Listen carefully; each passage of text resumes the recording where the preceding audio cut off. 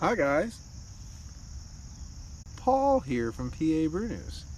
I have a beer here that I have had before, of course, that I got from the dungeon at the parents' house. This one I wasn't a big fan of at all when I first had it. The booze, for example, was super high. I just did pure booze, didn't really get any of the good qualities that I was hoping to get. This is the Russian Imperial Stout from LickingHole Creek from Gocklin, Virginia. This is Virginia Black Bear Russian Imperial Stout. 9.3 alcohol by volume. Tasted like it was 19.3. It was just something that I was like, this thing just needs to sit. We're gonna let this thing sit. There's 2 more cans of it down there. Again, we're gonna let this thing sit. So we're gonna open this up, see what we got going on here, and hopefully it doesn't explode like the heir apparent did all over everywhere, because fuck them. So that was fun. Heir apparent did indeed blow up everywhere. So I have to do a little bit of a side pour because of the label art. Bit of a side pour.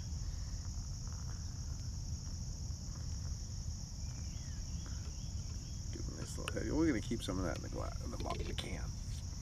Can't talk right now. Okay. Tippity tippity tip tip tip tip tip. There we go. So the Virginia Black Bear Russian Imperial Stout, up to light pinnacle of a ruby hue at the rind of ruby hue at the pinnacle of the glass here. Pretty much jet black at the top, but it does get fading into the murky brown to the ruby hues as it goes further and further. Nice big cocoa kind of khaki colored head, mocha head. Not mocha, but that kind of latte kind of head. Rocky top, baby. Rocket top, baby. 9.3 alcoholic sticking. And again, I've had this before. I wasn't a big fan of it. The ABV was just so apparent, and it was just covering up everything that was really nice about it. So let's see what this Russian Imperial Stout actually has now, since it's sat. Now let's see what we got here. Okay, this is canned on 10/something/18. So we'll just call it 2 years right now. Call it 2 years. We'll see how it's changed, and hopefully it's kind of died down, brought some of the good stuff up. And if it hasn't, there's still 2 more cans that I'm just gonna let chillax down in the basement. So let's get an aroma. Cheers.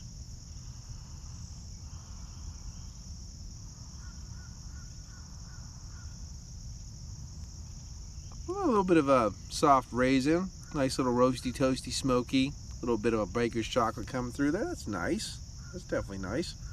Cheers.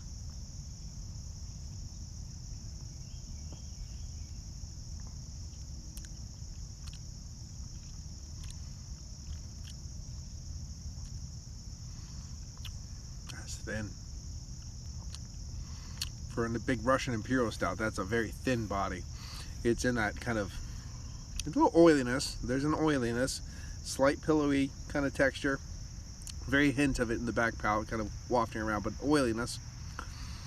But it's trying to hang on just a bit, but it's still that kind of high side of a medium at best body, which still is a bit thin. But what beer isn't for me? Let's be honest. However, I was not inundated with booze, like a very hefty booze quality. It still doesn't have a very complex, palate. And I think that's the problem, is it is lacking.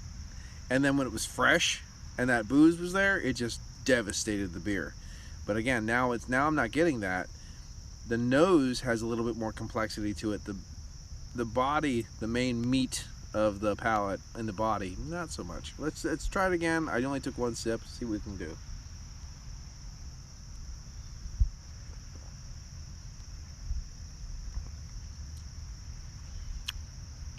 Earthiness, kind of copper coin, kind of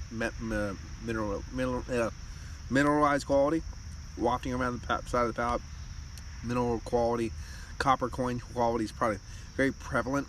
A little earthiness, char, hints of char, mixing with that minerality. drying out the sides of the palate. In the back, smoky char, smoky char.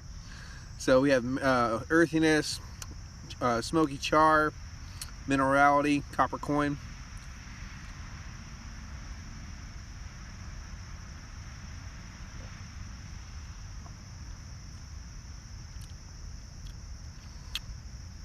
A faint hint of a baker's chocolate in the front. It's boring, but it's not bad, if you know what I mean. It's just easy drinking. That booze is gone now.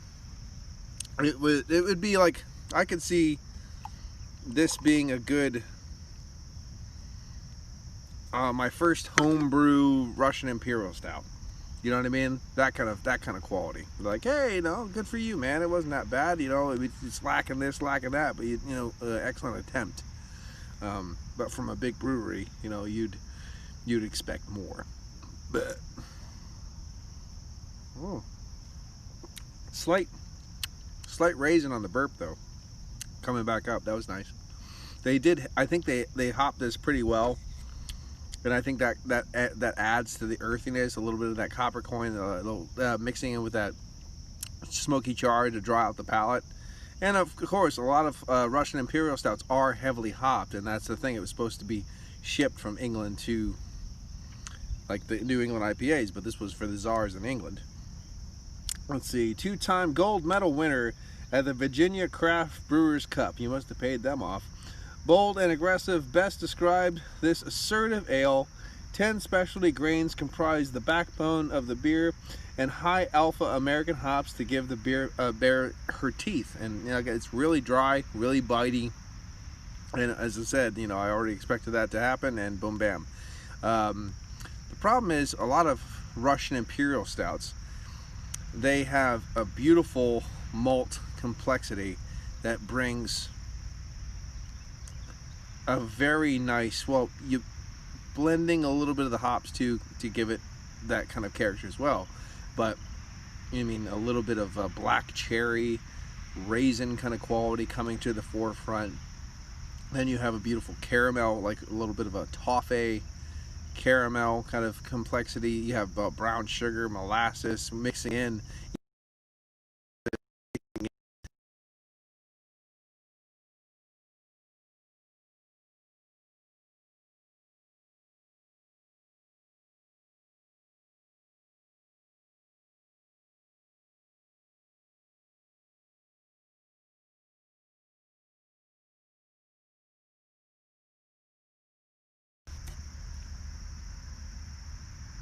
Are we still going? Oh, my mom called. But this doesn't have those nice complexities, those savory complexities. Sounds, I mean, it's boring, but it's not bad. It's not horrible. Oh. And I'm back. Sees that it says gives her bare teeth. I think I gave it a little bit too much teeth. It's all about balancing. It's a balancing act, because if you're going to make a very roasty char bitch of a beer, you're going to have to counterbalance that with some savory sweet fruits, caramels, toffee, things like that. And then you're going to heavily hop that too. Well, then you're going to balance it again, and then it's going to get higher in the ABV, and it's going to make Paul happy. But 9.3, you know, it is what it is. Now Courage isn't the thickest beer in the world. They're Russian Imperial Stout, but it's got textures and complexities and nuances of all the different fruits and whatnot and so forth. Excuse me. Notes of dark chocolate and roasted coffee abound. Here's the other thing. It's just, yeah, you're going roast, dark, bitter, dry, hop. So you're having a really one-sided conversation, and Russian Imperial Stout should have more of a subtle, savory balance of fruits and other complexities as well. Used the base beer for the enlightened despot. The Virginia Black Bear has escaped to wander where she wants, you bitches. Bitches. There she goes. She wandered into my kitchen one time when I was naked in my living room because the door wasn't shut right. It was ruffling and snuffling around in my porch, and it backed up into my kitchen. And there was this big bear in my kitchen. So I guess there was this woman I was with at the time. She's like, I think one of your cats opened the door. And I was like, yeah, whatever. Fucking, so I get up and I'm all like half drunk and naked, and I'm walking in my kitchen, and there's a big bear in my kitchen. I'm like, what the fuck? And I kicked it right in the fucking ass, like boom, barefoot into a bare ass. Get the fuck out of here! And it jumped up and was like, whoa, and it ran out of the door. And I yelled something else at it, and I slammed the door. And then I walked back into the living room and went, oh, that was a big one. And then I just laid back down and I went to bed. So that was fun. Good memories. Good memories of kicking bears in the ass.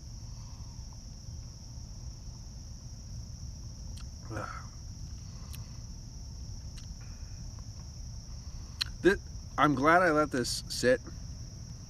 That ABV, that ethanol waft, has dropped immensely in 2 years, and it's allowed these very subtle tones to come out. You can tell the hop. You can really taste the hop. That muted, subtle, musty, earthy, bittering hop. Alpha acids, as it said in there too. It's pushing that char, that kind of. I said, like bittersweet, like bitter baker's chocolate. But I guess you could see dark chocolate, you know, because if you ever eat those chocolate almonds, those dark chocolate almonds, that kind of flavor that lingers in your palate afterwards, I can see that. And it's kind of all pushing into that side of the spectrum. Wish I would have wafts of raisins and black cherry, for example, maybe a little brown sugars and stuff like that coming in and out while this is all going on, and to give it a better, fuller experience. Bear clothes on, bear clothes off, bear claw, white claw, cuck bitches, cuck soy bitches.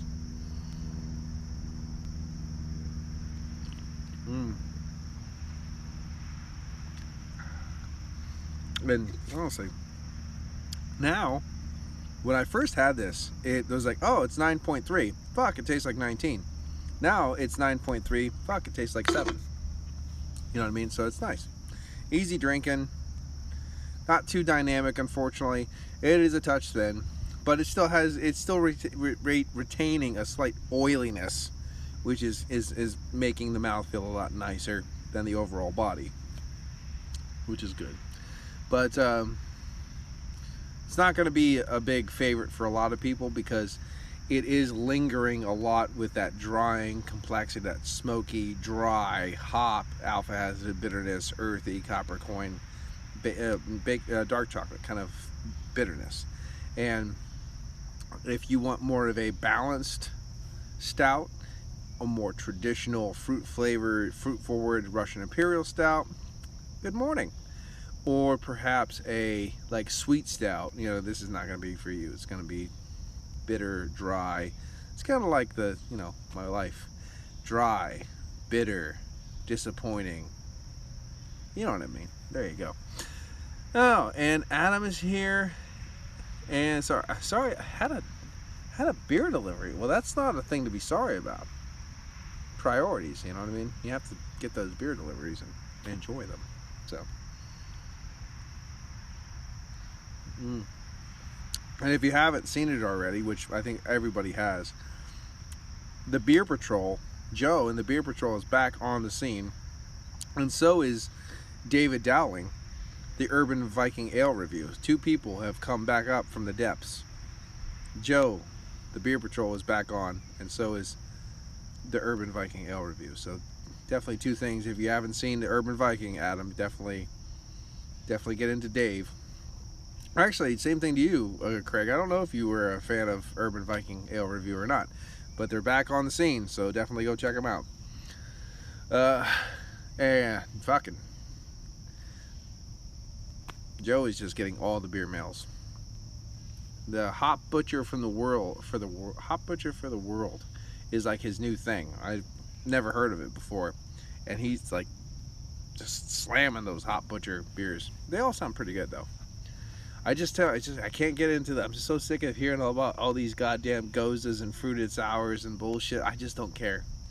I'm just one of those guys. I really don't care about any of those things. It's like, it's just like, whatever, fuck it. Give me a beer. Give me a real beer. Give me a beer that won't infect every other beer I brew. Those kind of beers. Ooh.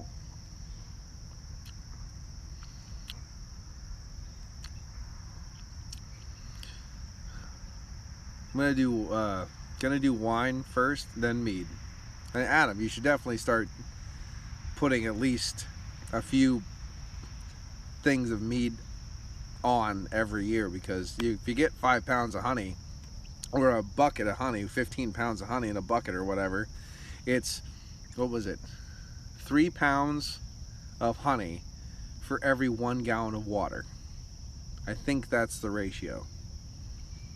So all you damn sours, baby. The passion fruit sour, the Alfonso mango sour, the alfalfa sour, everything. Too sweet to be sour.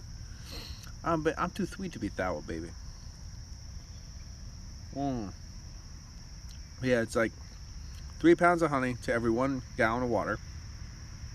Boil the water, but don't add the boiling water to the honey.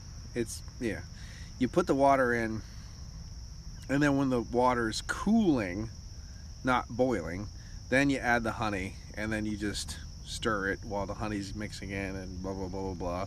Then I guess what they do is they add a couple packs of raisins, like natural raisins, and they cut up an orange into a few slices, like, and drop that in there. Bop bop. Yeast. Bop bop. Thing. Bop bop. Done. Need a bigger brew shed. I just do it in my house, but that's why there's beer stains all over my house from things exploding. But you know what? You got to do that now again. I found out either get a kiddie pool or like one of those like sealable totes where you put the top on, like you put your stuff in there and you put the tote on. Just do it in there, and if it makes a mess, it's okay, because it just happens in the tote, and then you're okay. So that's good. I'm probably gonna do that a lot more. Just little boxes around catching all the good stuff. But yeah, I definitely want to get into mead. Put a couple meads down. Probably do a mead and a melomel, which is a mead with fruit. And then when I get back into brewing, then I'll probably do a braggot. A lot of people I've had in the last couple of years did IPA braggots. So it was an IPA to mead. I'm not sure if I'm going to do that or if I'm going to do, what was it? It was Odin's Trunk. It was called Odin's Trunk when I was in Germany. And it was a mead mixed with a bock, either a double bock or a bock. I think it's pretty good. It was pretty good. Now I had another one from Penn Brewing Company, and it was their St. Niklaus, which is, you know, their festive beer for the winter or whatever. Brown ale braggot. There you go. It was a double bock, just brewed with honey though, just straight honey, and that can get a little sickening sweet, you know what I mean? But at least with the mead, it's most of that sweetness is fermented out, and it's alcohol, and it's a little bit different.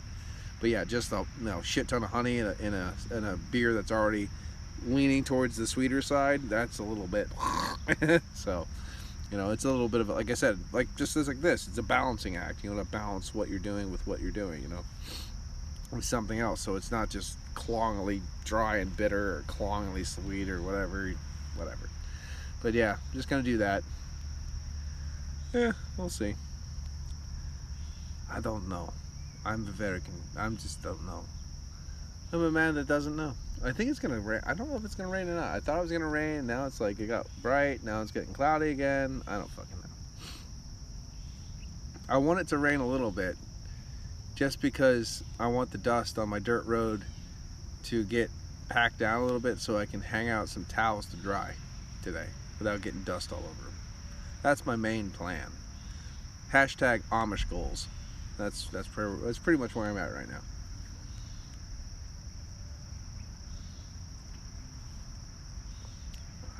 And I have the next 2 days off, so fuck it.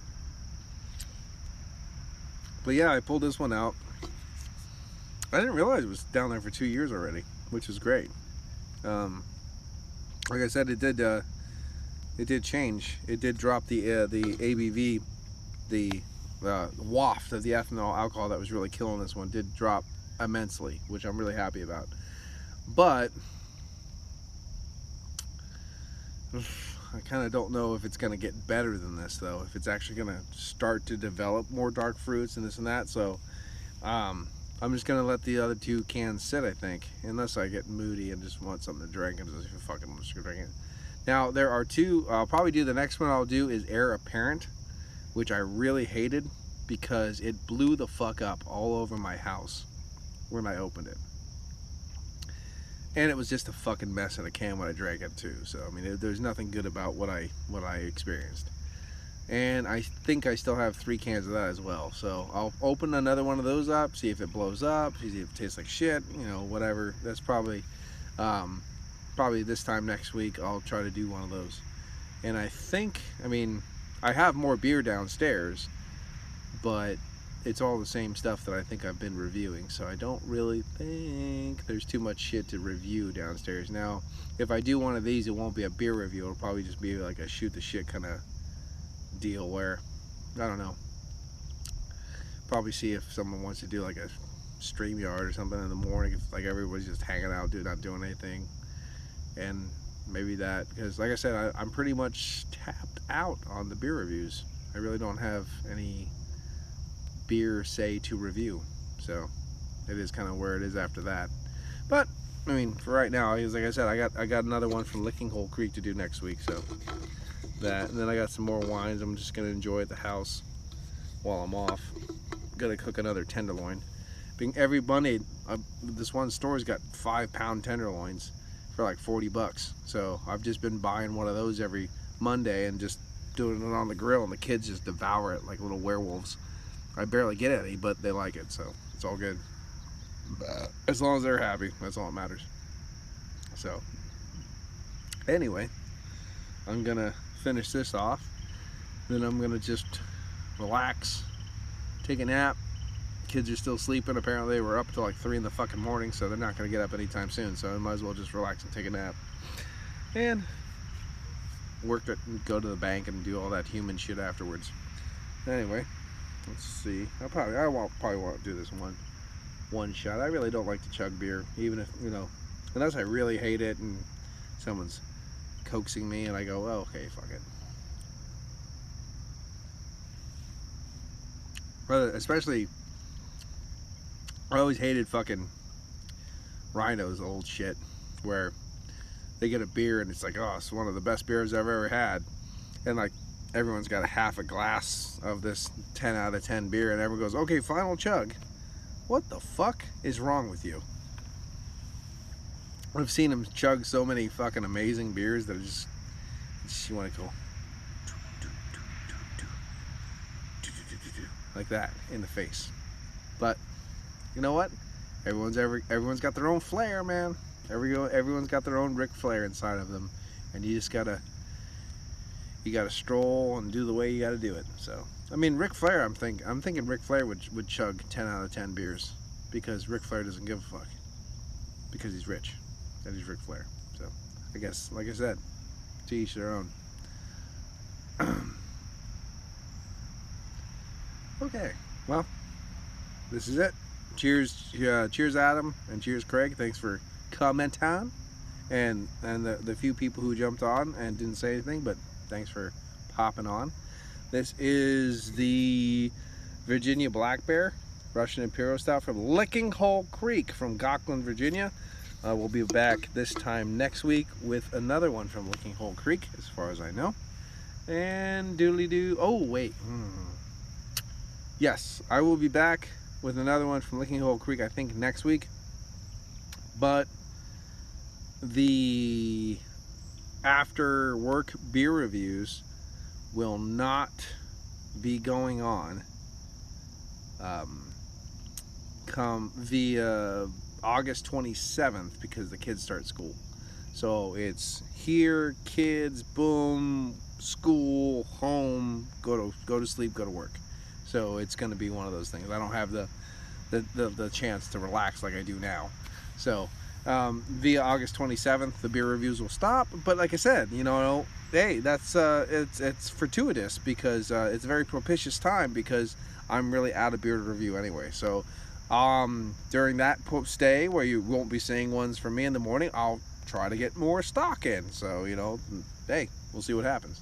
Like I said, there is a beer distributor way up in the mountains that has some aged shit. Tri-Quire ales from Scotland, Ballast Point's High Westified Victory at Sea, old English shit that some of it's really good that I bought, some of it's really shit. That George Gale's Conquest Ale, they didn't store it right, so all the bottles got oxidized, and I spent way too much money on it, so I have a whole case of just garbage beer downstairs, which I'm going to try to pawn off on eBay or something like that, try to get my money back, because fuck them. But they do have a case of Festival Mild with regular caps on it. I might buy that because it's a mild, and god damn it, I haven't had a mild since I was in England. I really need milds. I need milds and bitters, so I need Bluebird Coniston's Bluebird XB bitters, and I need I'll even go with Black Sheep or whatever it is that I can get. That if I can get that, I'll find that. I'll get that one. They have a beer. I can't remember the brewing company, but it's an English beer. It's called Calamity Ale, and I looked online, and it's an old motherfucking style label. They don't even use it anymore, so I'll definitely buy that. And they have the Bateman's Triple XB bitter up there too, and the fucking box, the artwork and the box cardboard is so old it will just crumble when you touch it, so I definitely have to buy all that. It's probably all going to be horrible, and I don't care. So it's one of those kind of deals. But anyway, this has been Paul from PABrewNews, and I'm going to give this one, I mean it's a solid. I'm just gonna give it solid because, like I said, it's one-sided. It's a bit thin. It's not really giving you everything you want from a Russian Imperial Stout, but it's drinkable. It's drinkable. So I'm gonna give it a 7.5. Anyway, this is Paul from PABrewNews. This is Paul from PABrewNews. This is Paul from PABrewNews. Cheers.